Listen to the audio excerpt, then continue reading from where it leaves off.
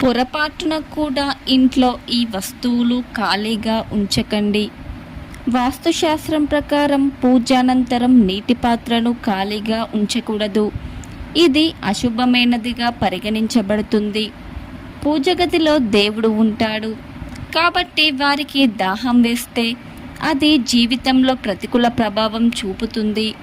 కాబట్టి 2 చుక్కల గంగాజలం వేసి తులసి ఆకులను నీటిలో నింపిన నీటిలో ఉంచడం వల్ల ఇంట్లో ఆనందం, సంపద పెరుగుతుంది. తల్లి అన్నపూర్ణ ధాన్యాగారాలు వంటశాలలో నివసిస్తుంది కాబట్టి వంటశాలలోనే ఆహార ధాన్యాలు పుష్కలంగా ఉండేలా ఏర్పాటు చేయాలి. ఈ రోజుల్లో అవసరాన్ని బట్టి దుకాణం నుంచి ఆహార పానీయాలు తెచ్చుకుంటున్నారు.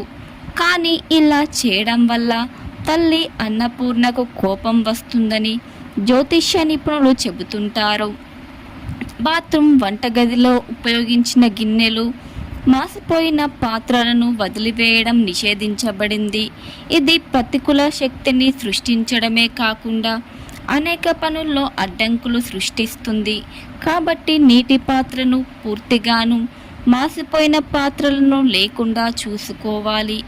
శాస్త్రం ప్రకారం ఖజానా లేదా పర్సు పూర్తిగా ఖాళీగా ఉంటే లక్ష్మీదేవి మీపై కోపంగా ఉంటుంది.